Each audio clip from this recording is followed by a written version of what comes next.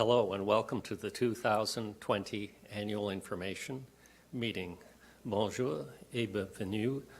Hello and welcome to our 2020 Annual Information Meeting. My name is Leonard Lee White and I am the Chair of the Board of Trustees of the New Brunswick Public Service Pension Plan. While the meeting today looks a little different this year, the Board is pleased to still be able to be with you for the 6th consecutive year. Thanks for joining us. Now a few housekeeping items before we get started. Presentations will be delivered in English and French with simultaneous translation available in both languages. You have the option to select your language of choice as indicated on the upper right-hand corner of your screen. Closed captioning is provided for those joining us online. You have the option to turn it on by selecting your language of choice and clicking Join, or by clicking Stop. We encourage you to submit any questions you have for your Board of Trustees or any of the presenters at any time during the meeting by clicking the Submit a Question icon. We will answer as many as we can during the question and answer session. And finally, a recording of today's webcast will be available on the plan's website in the coming days. Before we begin the presentations, I'd like to introduce your Board of Trustees.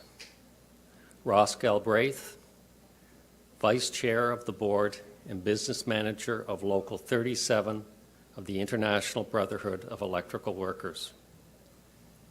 Marilyn Quinn, retired registered nurse and past president of the New Brunswick Nurses Union. Marilyn served as your chairperson of the Board of Trustees from 2014 to 2019. Sebastian Deschênes, Dean of the Faculty of Administration at the Université de Moncton and Professor of Accounting. Mark Gadet, Chair of the Audit Committee and recently retired Assistant Deputy Minister responsible for Strategic Services with the Department of Transportation and Infrastructure. Kathy Greenbank, Chair of the Governance Committee and retired member of the NBPSPP. Paul Martin, Controller for the Province of New Brunswick and past President of the New Brunswick Institute of Chartered Accountants. Susie Prudeg, President of the New Brunswick Union. Odette Robichaud, retired court stenographer and past President of CUPE Local 1840 and past CUPE Regional Vice President. We also have two observers on your board. Lee Sprague, Executive Director of the New Brunswick Union, and Bill Murray, Facilities Supervisor with the New Brunswick Community College and President of CUPE Local 5017. In addition, I would like to introduce today's presenters. Yves Plourde, partner of the plan's actuarial firm, Morneau Chappelle. Yves will provide us with details relating to the plan's most recent actuarial evaluation report and an update based on the impacts of the COVID-19 pandemic. John Sinclair, President and CEO of Vescor, the plan's investment manager and administrator. John will provide us with an overview of the investment and administrative services outcomes for the plan in 2019. And Mark Bourque from Vescor's Member Services, who will be sharing with us how your cost of living adjustment is calculated. As for myself, I am a former Assistant Deputy Minister of the Department of Finance and Treasury Board and have been a trustee with this pension plan since the NBPSPP's conversion, and I've been board chair since late 2019. We have very diverse backgrounds, providing us with a strong board composition. And it's important to note that each of us has been appointed to the board by either the provincial government or one of the following unions: the New Brunswick Nurses Union, the New Brunswick Union of Public and Private Employees, Local 37 of the International Brotherhood of Electrical Workers, and by the Canadian Union of Public Employees, Locals 1252, 1840, and 5017. Most of us are also members of the plan. Even though we've been appointed by these organizations, each of us has a fiduciary duty to the NBPSPP and must act in the best interest of the plan and all its members when administering the affairs of the plan. Failure to do so can result in disciplinary actions or revocation of our appointment. I want to take a moment to acknowledge what is likely to be on the minds of many of you in attendance. I am referring to the COVID-19 pandemic and the effect it has had on your plan. We want to reassure you, as Eve will report, that the NBPSPP remains sufficiently overfunded. Our investments are well diversified with significant risk management in place, beyond what you would see in a traditional pension plan. These measures are designed to reduce the effect of volatile markets on the NBPSPP compared to traditional pension plans. Fluctuations in quarterly investment performance of the NBPSPP are to be expected, so it's important that we maintain a long-term focus when looking at the assets of the plan. Despite the recent challenges, long-term investment returns for the NBPSPP still exceed what is required for the plan to remain on a strong financial footing. We want to assure you your pensions are secure. We would also like to reassure you that our service providers are continuing to monitor the province's COVID business recovery guidelines, and that our investment, administration, and actuarial services will continue without interruption. We will now move on to our first presentation. The Actuarial Evaluation Report is an important tool used by the Board of Trustees to assess the NBPSPP's ability to provide pension benefits to you as a member. It also helps guide us in making decisions regarding the finances of the plan, such as granting COLA. Eve Plourde will present the plan's 2019 results. Welcome, Eve.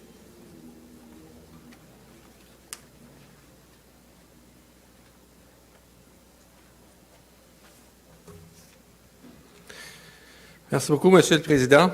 Thank you very much, Mr. Chair. So my name is Yves Plourde, and I am an actuary at Morneau-Chapelle. I'm quite pleased to be here today to be able to present the results of the actuarial evaluation or assessment in the program, the NBPSPP for 2020. So I'm going to start by a summary of the participation in the plan. I'd like to give you a short history of this plan and the various provisions. And I would like to go over the provisions, not only for 2020, but over the recent past, and show you how the level was affected in 2020 by the pandemic. I will next go over the results of the tests of management of tests that we quantify on an annual basis. And finally, I will give you information concerning the adjustment for cost of living, which was granted by trustees on the 1st of January 2021. Let's begin with the participation in the plan. The level of participants has not stopped growing since 2014. We began with approximately 17,000 in 2014, and then we reached 18,000, some 18,000 in the 1st of January 2020. And the increase in retirees has outpaced the increase in active members during that period.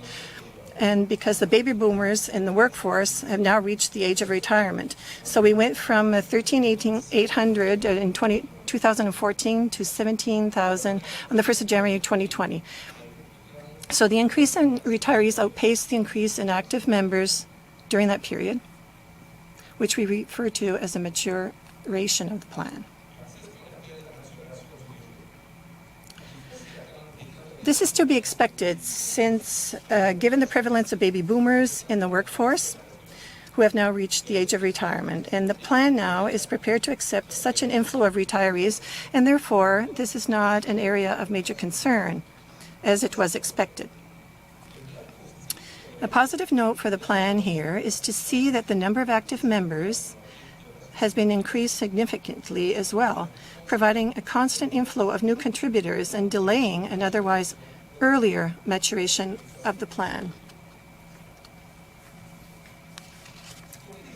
On the asset side now, the pension fund has increased significantly over the last few years, from about $6 billion in 2014 to over $8.35 billion as of January 1st, 2020.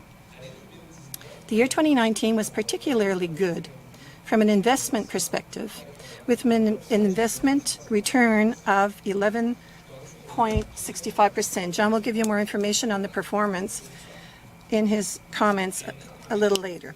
Now, to be able to determine the financial position of the plan, we need to compare the assets of the plan to its liability. The plan's liability is a representation of how much money we believe should be in the fund at the time of the valuation in order to pay all the benefits that members have accrued up to the date of the evaluation.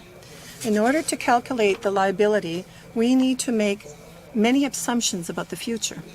One of those assumptions is the discount rate that we use, that of 4.75% per annum. This is a very conservative assumption of expected investment returns for the future. In fact, we estimate that the fund can be expected to earn over the long term about 5.8% per annum. This level of conservatism in the discount rate ensures us that more often than not, plan investments should generate extra funds compared to our discount rate assumption, as it did from 2014 to 2019, which helps in generating surplus in the plan. As you can see, the plan's liability went from just under $6.0 billion in 2014 to about $7.28 billion on January 1st, 2020. You will notice that the assets in the plan increased faster than the plan liability over that period. This is partly due to the fact that we use a conservative discount rate of 4.75% per annum.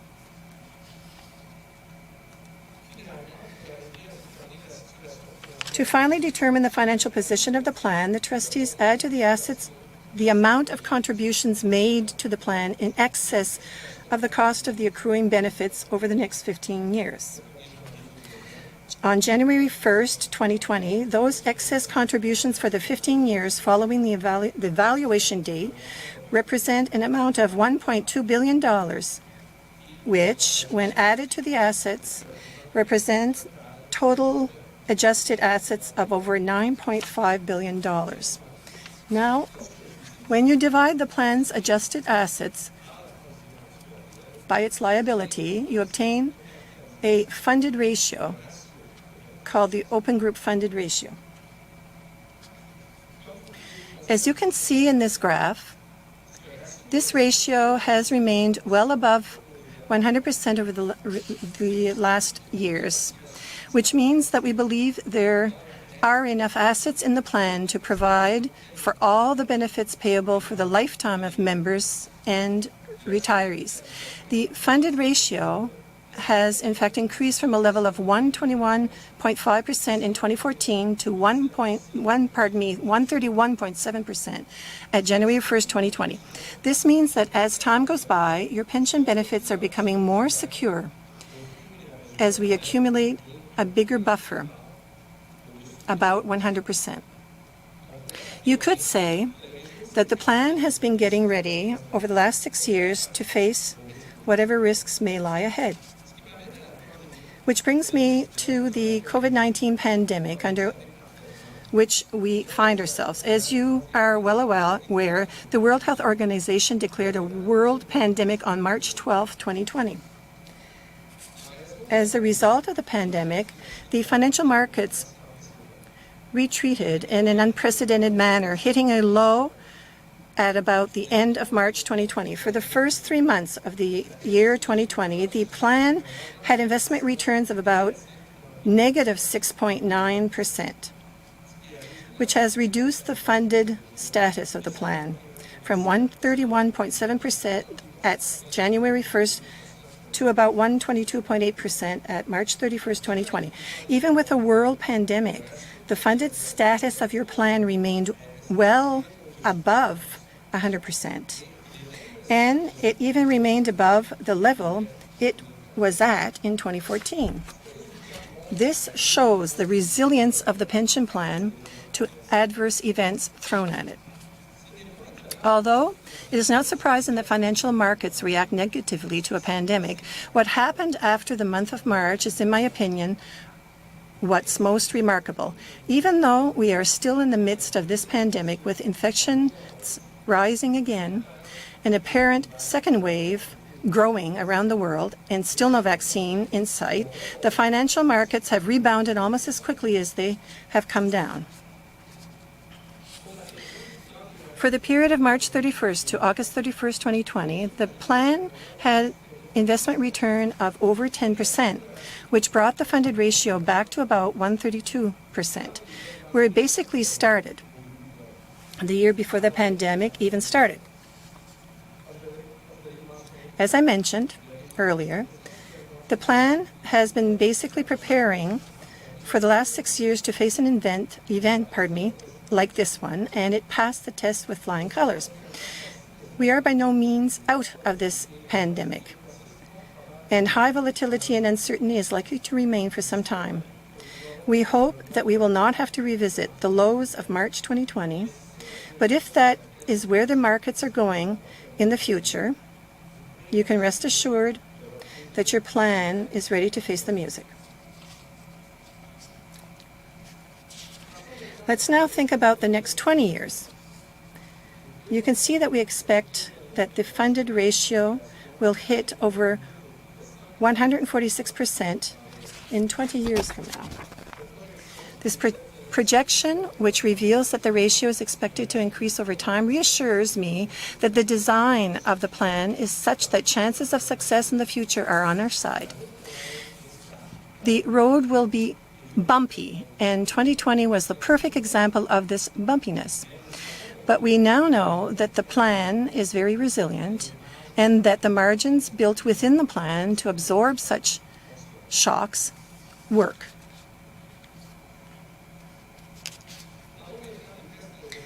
Let's now talk about certain risk management tests conducted annually. The first risk management test involves calculating the probability that base benefits under the plan will not have to be reduced over the next 20 years. On that basis, the plan scores a 99.35%, which means that in more than 99% of the studied cases, the base benefits payable from the plan remain intact. This score exceeds the minimum of 97.5% mandated under the Pension Act. Because the plan meets this test, it can continue to provide cost of living adjustments to all members and retirees of the plan. The second risk management test involves a calculation of the average cost of living increases that can be expected to be provided under the plan over the next 20 years. This calculation results in expected average cost of living adjustments of 88.6% of inflation over the next 20 years. Those two risk management test results continue to be very positive. They reassure us that the security of the base benefits is very high and that there is a very high likelihood that cost of living adjustments are going to continue. You can also get some reassurance with the fact that the province is guaranteeing that it will protect benefit levels that existed at December 31st, 2013. This means that in the unlikely event that trustees would have to reduce benefits under the plan, the province will ensure that you never get less than the benefits you were receiving or had accrued at December 31st, 2013. I will now end my presentation by addressing the cost of living adjustment awarded by the trustees for January 1st, 2021. Every year, based on the financial position of the plan, the trustees have to decide if a cost of living adjustment can be awarded. For January 1st, 2021, they were able to award an amount of 1.46%. This cost of living adjustment is provided at a cost of $100.6 million for the plan.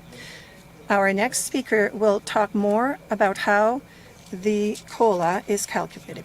Finally, I would like to mention that the trustees will be able to continue to award cost of living adjustments in the future as long as the plan's funded ratio remains above approximately 113% or thereabout.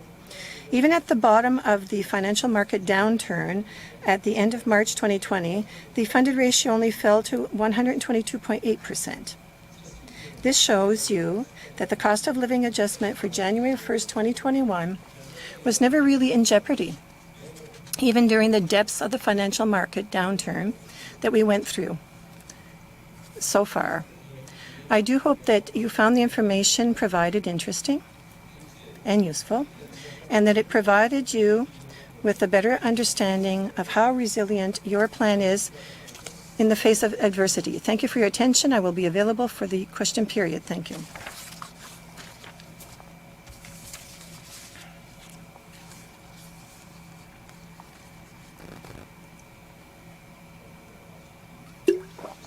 Housekeeping item for those of you using the phone-in option, we ask that you put your phone on mute or please refrain from speaking. Thank you. As a board, we are very pleased with the results of the actuarial valuation report. The level of positive returns in 2019 allowed us once again to provide a full cost of living adjustment of 1.46 to all plan members. Active and deferred members will have this amount applied to their benefit earned up to December 31st, 2019, while retirees will see the increase applied to their monthly pension benefit as of January 1st, 2021. There remain several legal actions in process related to the NBPSPP, one of which directly affects the plan and the board. The board has retained legal counsel to defend the interests of the plan. Hearing of motions is scheduled for October 20th, and the board will provide updates to members as warranted. Moving to our next presentation, it is our pleasure today to invite Mark Bork from Vescor's Member Services team to provide us with a short presentation on how exactly your cost of living adjustment is calculated. Mark?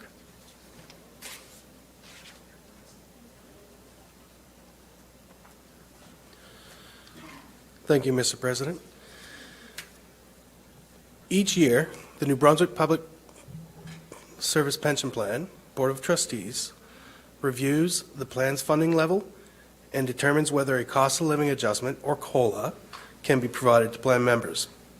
The decision is based on the actuarial valuation prepared by the plan's actuary and the plan's funding policy. There are three possible outcomes that can occur. Either there is enough surplus to provide full COLA, enough surplus to provide partial COLA to the plan members, or not enough of a surplus or plan deficit to provide no COLA to members. If a full COLA is not awarded, the remainder of the COLA not awarded may be provided in subsequent years. Although COLA is not guaranteed, by plan design, the likelihood of awarding COLA is very high. COLA is applied to all plan members, active employees, deferred members, and retirees. On January 1st, 2021, COLA was calculated by comparing the average consumer price index for the period of the previous 12 months, or from July 2019 to June 2020, with the average CPI of the period of July 2018 to June 2019. The average CPIs for those corresponding periods are 136.6 and 134.63 respectively, given a COLA of 1.46% to be awarded on January 1st, 2021. And the CPI figures are drawn from the Bank of Canada. Our member services team is available from 8:15 to 5 p.m. Monday to Friday to answer any questions you may have. Thank you.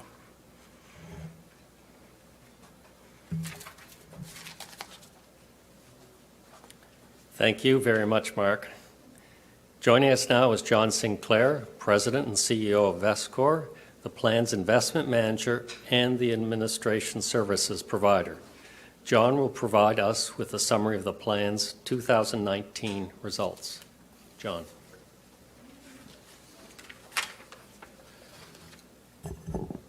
Thank you very much, Leonard.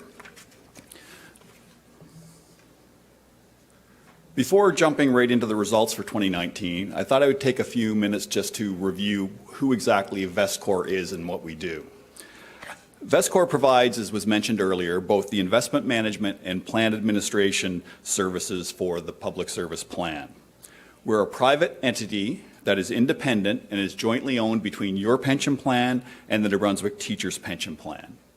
The organization is governed and oversight is provided by an independent, experienced board of directors. And that board is responsible for coordinating a number of different audits and checks on our services. Those audits are typically done by external service providers and national accounting firms and include such items as financial statements, investment performance reports, and various external business audits that the board may want to take on from time to time. We'd like to think we have a significant amount of transparency in our organization, and material is available on our website, vestcor.org, which provides a number of these types of reports for you to review if interested.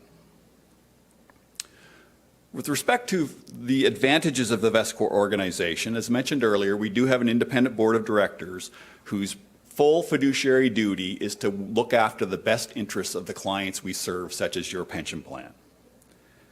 We have the ability to provide customized services, and I think you know that, for example, the shared risk plan type design or target benefit type design that your plan holds and is described to some extent by Eve earlier is specific to the New Brunswick area primarily. And we have the ability to provide services that really fit through that type of structure through the work we've done in that area. We have a very strong track record with respect to both the administration service delivery platform that we have and also our investment management services. Some of that information I'll share with you as an update in further slides. And we're extremely cost effective. The corporation is designed as a not-for-profit, so there is no profit margin that is included within the structure of our operating costs, and we have no large, for example, marketing budget as well that does impact the cost would impact the costs of our organization. So this allows us to really be fully aligned with the objectives of our clients, as we don't have a business initiative in terms of trying to market services and as mentioned earlier, to generate a profit. So I'd like to start off with the plan administration report. And before looking at the 2019 results, just remind you what our plan administration group does. One of the big areas of service that we provide is the day-to-day plan administration of both pension plans like yourselves and some employee benefit plans that the province of New Brunswick provides to their employees. You met Mark just before me with respect to our member services team, and they provide support on a day-to-day basis to active members of the pension plan, retirees of the pension plan, surviving spouses or beneficiaries that may be still involved with the plan, and various employer groups who obviously provide this pension plan as a benefit to their employees. The Board Support Services team provides governance support to your trustees in terms of organizing meetings for the trustee group, organizing agendas for the group, providing documentation and record keeping, and helping them with respect to some of the best practice initiatives that they have underway with respect to their governance. And last but not least, our team also provides the communication services. So, for example, facilitating this event this afternoon, providing your annual reports, member newsletters, and as well providing a fairly extensive website with respect to information on your pension plan.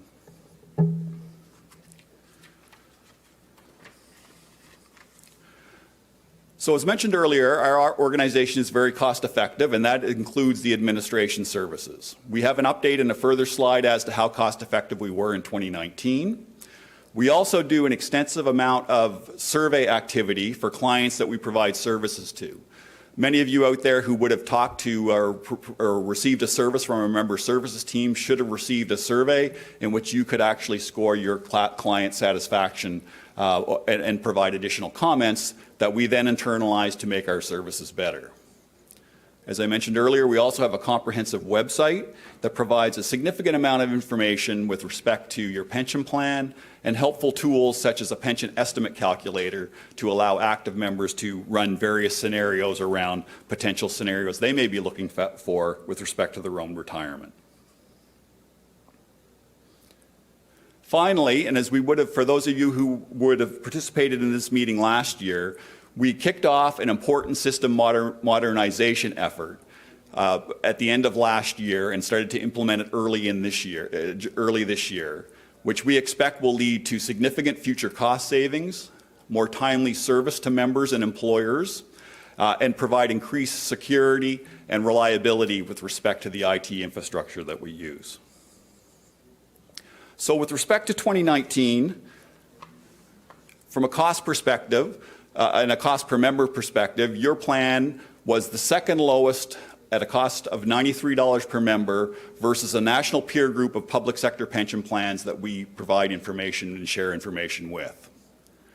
We've spent a lot of time continuing to emphasize the improvement of communications, again, through the written material and reports that we provide to the plan, and also through the website and some video technology tools that we are starting to deploy there.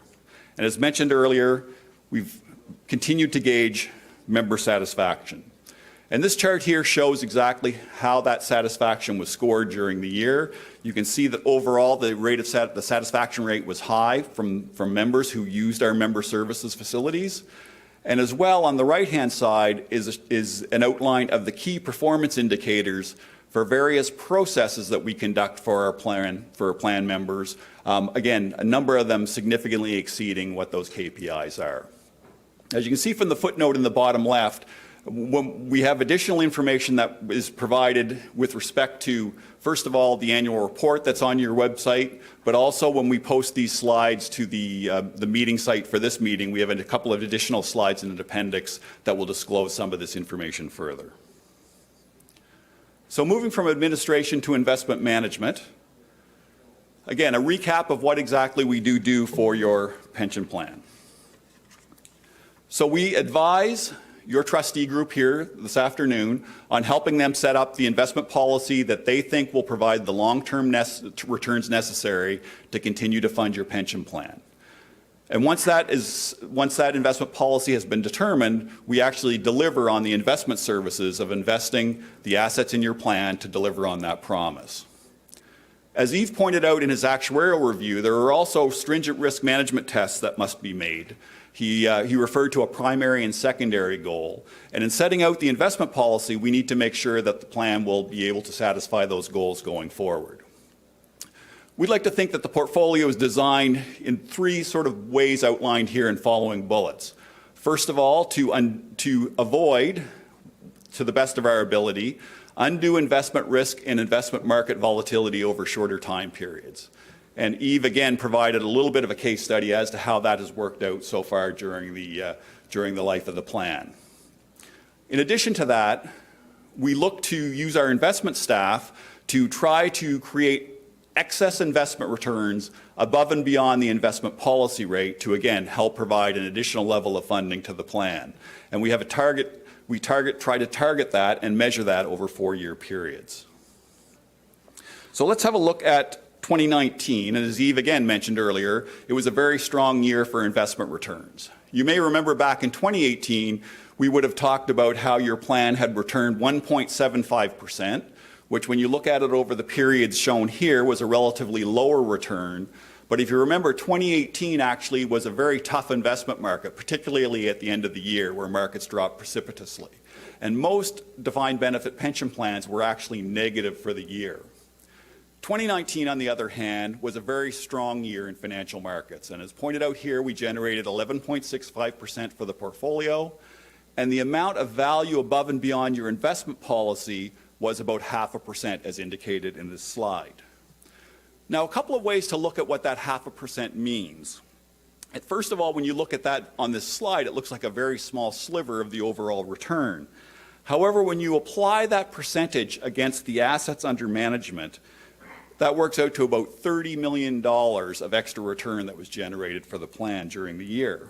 And if we look at that in terms of the average pension that was paid out by the public service plan during the year, that's about 1,300 additional pensions that could be paid by just that additional 0.5% that we were able to generate during the year.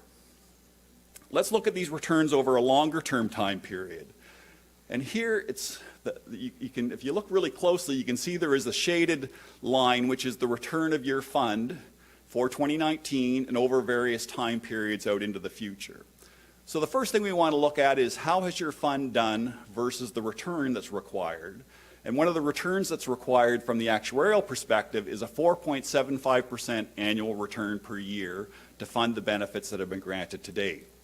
Obviously, when you look at this track record, you can see that we were able to exceed that return throughout the period. The other thing we want to look at, though, is how have we done vis-a-vis other pension plans, and how have we done particularly versus this low-risk approach that we hold ourselves out to. So you can see, for example, in 2019, the return of 11.65% when compared to the next line down, which is the Canadian Defined Benefit Pension Plan universe as measured by Royal Bank of Canada Investor and Treasury Services. The median plan there was a little over 14%. So in 2019, the return generated by your plan was a little bit lower than that typical median defined benefit pension plan. However, in thinking again about the risk management goals we have, and if you've been a participant in past annual meetings, you would have heard me mention that we would typically, in periods where we had very strong financial markets, we would typically expect that we would underperform the typical defined benefit pension plan, again, because of the risk management focus we have, but we should perform better in the weaker time periods. So I just mentioned to you, for example, in 2018 was a weak market environment, and we actually saw a period where most of the defined benefit pension plans were negative.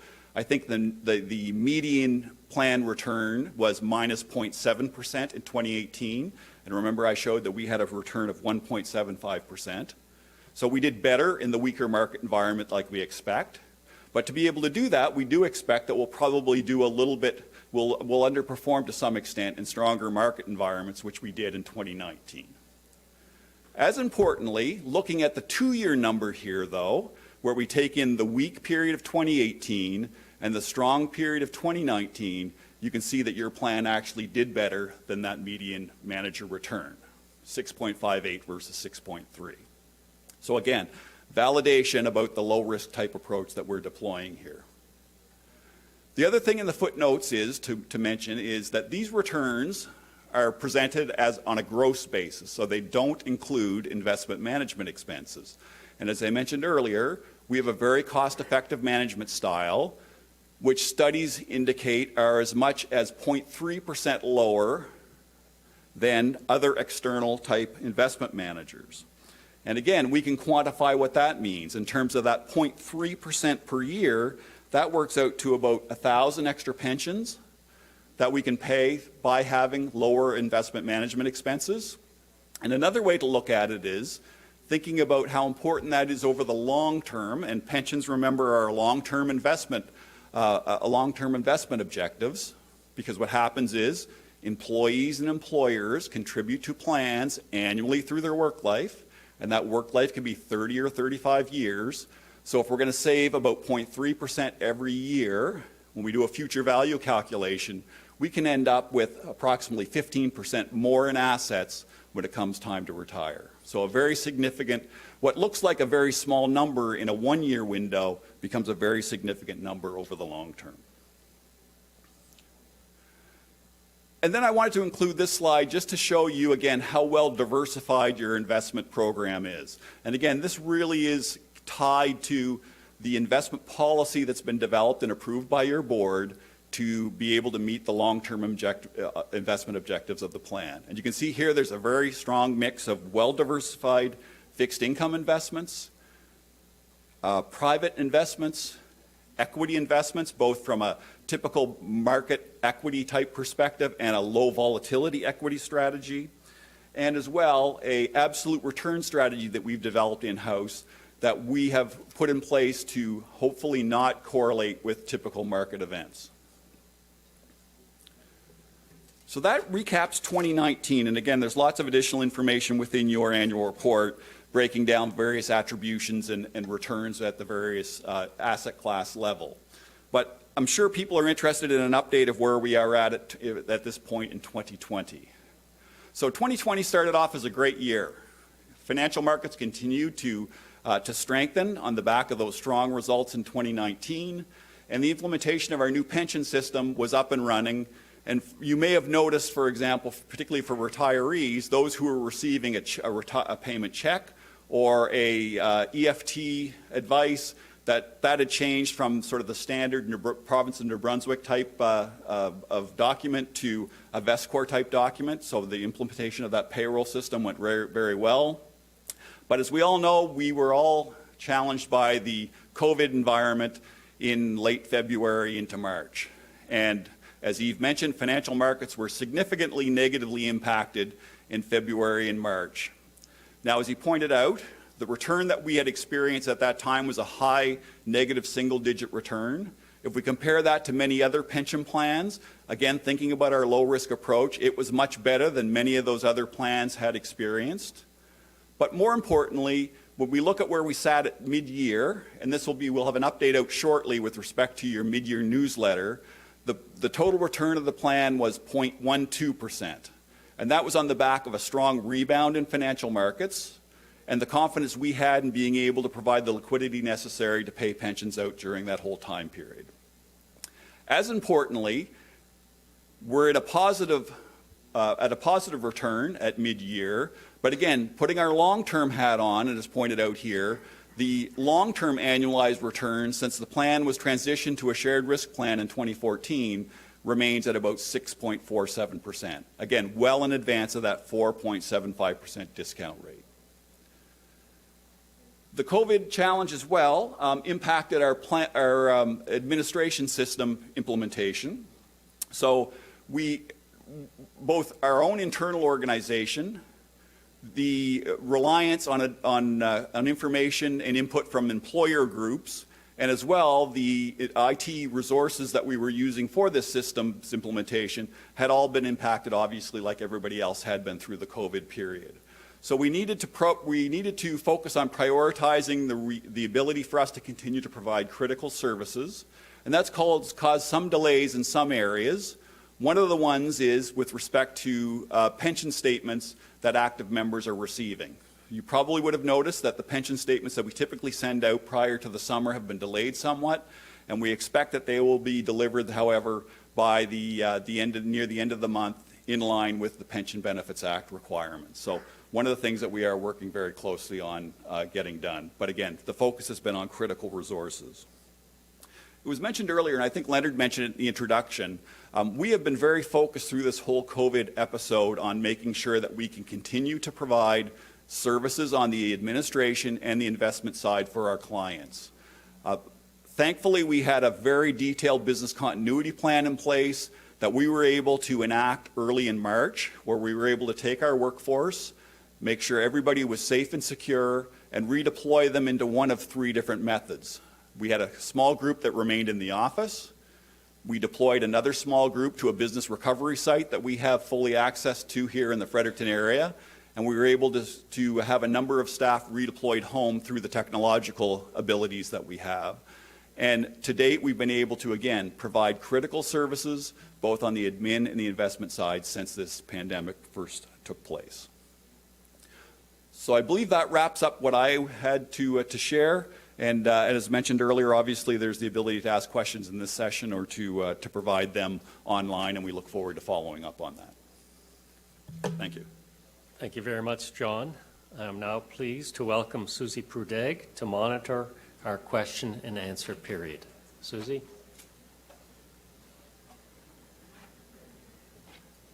Merci, Leonard. Hello, everyone. Bonjour tout le monde. Good morning, everyone. I'm happy to be here today with you. As Leonard mentioned, I'm Susie Prudeg, a member of the Board of Trustees, as well as a participant in the plan. These are our guests who have presented to us today. Please submit your question to us by clicking on the Ask a Question button that appears on your screen. Note that if you have questions specific to your own pension, we encourage you to contact the Member Services team by calling 1-800-561-4012 or by emailing info@vestcor.org. In addition, members have already submitted several questions online prior to today's meeting, and we will answer as many questions as we possibly can. All the questions that we're unable to answer during the meeting will be answered and summarized through a question and answer document made available to all members at vestcor.org/NBPSPP in the coming weeks. So I'm going to move on to our first question. John, this one's for you. When are the 2019 Employee Statement of Pension Benefits coming out? Okay, thank you, Susie. And as mentioned, we are expecting to have those statements available and in distribution near the end of this month. Again, that's in line with the Pension Benefits Act requirements, but obviously a little bit later than what we've been able to do in the past. But again, primarily this delay has all been due to the implication of COVID, and again, our focus on critical elements of our administration system. One item for those who, though, can't wait until that time period takes place is that there is always the ability to use the prior year statement and update that information with respect to the year of salary that you've accrued, and use the pension calculator on the website, the vestcor.org PSPP website, to provide those calculations. And then the other thing I would point out, however, if there is anybody who is seriously considering retirement and needs that information before that date in a critical fashion, please reach out to the Member Services team, to those contact points that were provided earlier, and they'll be happy to provide you with a detailed update at that point in time. Thanks, John. Has consideration been given to eliminate the penalty for retirement after the age of 60? If not, how could this happen? This one's for you, Yves. Thank you, Susie. The Board of Trustees actually follows a document in terms of their ability to amend the provisions of the pension plan or improve the pension plan, and that all those rules are found in the funding policy. That's the name of the document. And that's the document that they look at when they grant cost of living adjustments, for example, which is the first benefit that they can provide and that they do provide every year. But then there's a list there of other things that they can do, and they need to follow that in order, and it really depends on how well financed the plan is. So for example, step one is the cost of living, which everybody counts on and is expecting. But secondly, if the plan gets fully funded at over 140%, and we're, if you remember my presentation, at 131.7 at this point in time, when you get over 140, then you can apply a contribution reduction. After that, there would be an establishment of a reserve for 10 years for indexing. So I haven't talked yet about the early retirement reduction because it's not part of the first three. On the fourth bullet, after you've given all these things, then there would be an opportunity for the Board of Trustees to consider potentially benefit improvements to the plan, such as early retirement reductions, but it would come after the first three, and that type of benefit improvement would only be a recommendation that the board would make to the province and to the union, who would have then to either approve or negotiate that. So there's a process here. Unfortunately, I don't think that it is in the immediate priority of the Board of Trustees, given that they have to take care of the cost of living, and then before that, there'd be contribution reductions and a reserve for guaranteeing future indexing. Thanks, Eve. John, Section 11 of the December 2018 financial report gives the administration expenses. What would be the effective management expense ratio for the investment management? So the effective management expense ratio works out to about 13 basis points, or 0.13% for 2019. That was slightly higher than the year prior. I believe the year prior was 12. And as much as anything, thinking about the detail behind that, it's almost a rounding difference. I think it went from 12.4 to 12.9 or something like that. So it remains still very cost effective versus other alternatives. And as pointed out in my slide, we think it can be up as much as 0.3% difference than other external management alternatives. Okay, thanks. What's the board's involvement in the approval process of the audited financial statements? Mark? Thank you, Susie. The financial statements are prepared by VESCOR, and then they're audited by the auditing firm KPMG. Both VESCOR and KPMG present a report to the audit committee, which I chair, and after the audit committee approves the financial statements, then they're presented to this full board for final approval. Okay, thanks. What prevents VESCOR from creating a pool that just invests in their own products and hence artificially inflates the value of investments? John? I think there's a number of things. First of all, we are under the direction of the investment policy statement that we mentioned earlier with respect to the trustees. Within our organization, we do have an independent compliance team that make sure that we follow all of the various guidelines that are put together there. And then I guess piggybacking on Mark's comments with respect to the audit committee, with respect to reporting on a quarterly basis, there's an intensive valuation process that takes place looking at the market price of securities, not the price that we necessarily would have traded securities at, which would verify whether things were actually at market or not. So as I mentioned, a number of checks and balances there to preclude something like that from happening. Thank you. Leonard, can you speak on how members of the board are selected? Excuse me, the plan documentation specifies which organizations appoint members to the board. Now that the board is up and running, we have our own processes and we do evaluations of board performance and skills that are prevalent on the board. And we would go back to the appointing organizations when someone's term is coming up and indicate whether that person was still interested and willing to serve, whether they were still suitable, depending on the changing nature of the skills matrix. And we would then advise the appointing body whether they should be seeking someone new or they would want to consider reappointing that individual. So it really doesn't matter to which organization, whether it's the province or one of the appointing unions, we treat it the same way. In terms of the actual appointment, though, that is out of our hands. That would be up to the appointing body. Okay, thank you. What impact could COVID-19 have on the long-term and short-term value of our pensions? John? Well, that's a very tough question at this point in time, and a very important question. The results to the financial markets really is going to depend on how quickly we can actually see that there will be some sort of result with respect to a vaccine and how the market reacts to that. That being said, so certainly that the vaccine issue will, I think, be the most important factor in the short term.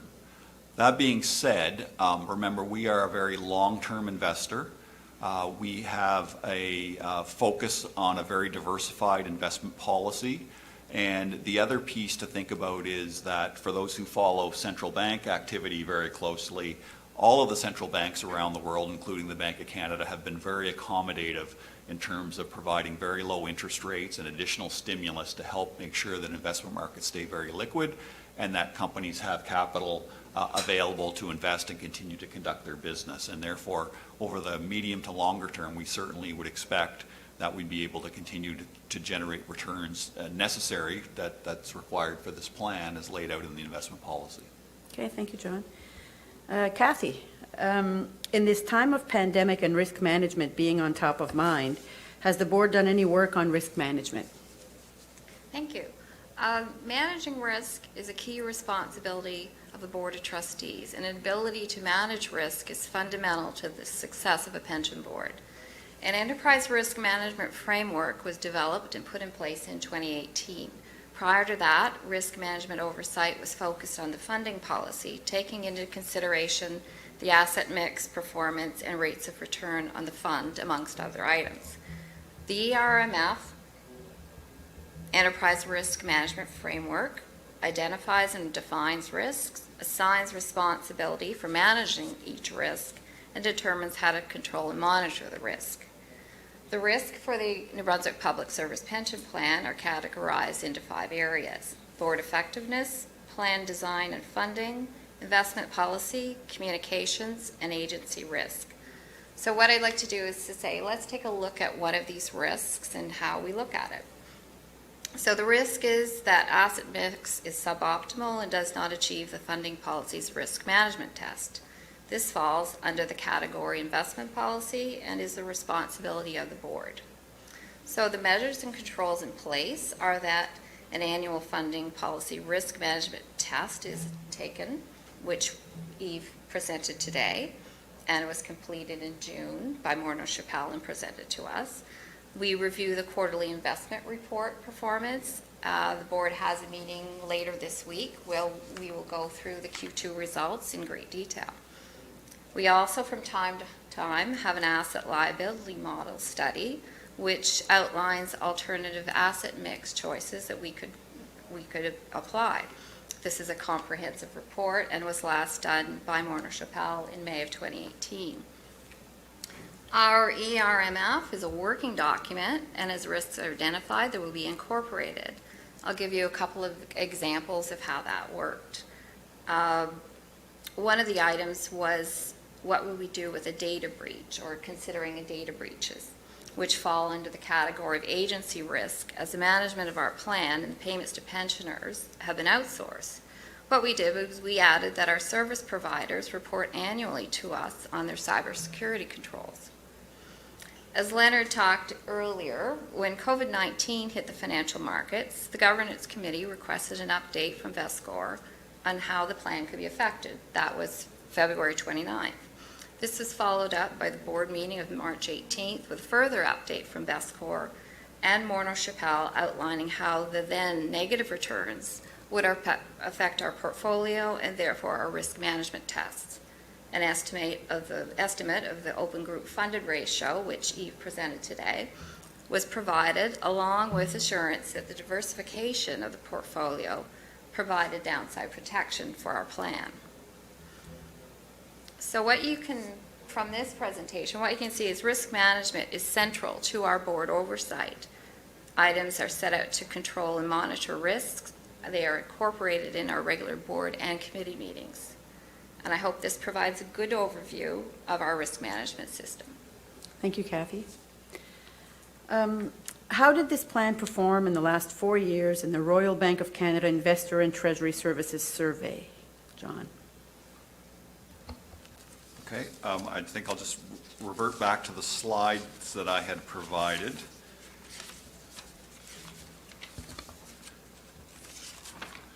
And over the 4-year period, we had, the public service plan had returned 6.89%, and the Royal Bank survey had performed 7.14%. So over the 4-year period, the median plan was slightly ahead of the public service plan. As pointed out on that slide, over longer-term 5- and 10-year periods, the public service plan still exceeded the Royal Bank piece. I would point out on the 4-year piece, though, it's the difference there is about 25 basis points, 0.25%. And then remembering my comments earlier about how it's important to look at these after costs, you would see that if we did cost adjust using that footnote that I referred to earlier, we would actually see the public service plan being slightly ahead of that benchmark for that 4-year period. Thank you. And I think this is going to be wrapping up. I have one last question here for Yves. The last COLA period calculated ended on June 30th, 2020, but will only be applied on January 1st, 2021. Why is there a delay? We just, it's practical. We just need to have the time to be able to calculate it, have it approved by the Board of Trustees, and then implement it so that people can start to receive it on January 1st, 2021. So from a practical perspective, these events, we reach June 30th. Statistics Canada publishes the final June rate at the end of July. The Board of Trustees meets, reviews all the information, approves, and then it takes a few months for everybody's pension to be increased and then implemented on January 1st. So just a matter of practicality. Okay, thanks, Yves. Nous allons maintenant conclure. Now we're going to wind up our question period. And if there are questions that you were not able to ask, you can still do so by email or through mail. And we were not able to answer it during the meeting today. We'll be responding to you and including your question and answer in a summarized document to be posted online at vescore.org/NBPSPP in the coming weeks. Au nom du Conseil des fiduciaires, je veux vous remercier de votre In name of all of the Board of Trustees, I'd like to thank you for having come here today. I would like to also thank all the presenters today who took part and meeting. So thanks again for joining us and have a wonderful day.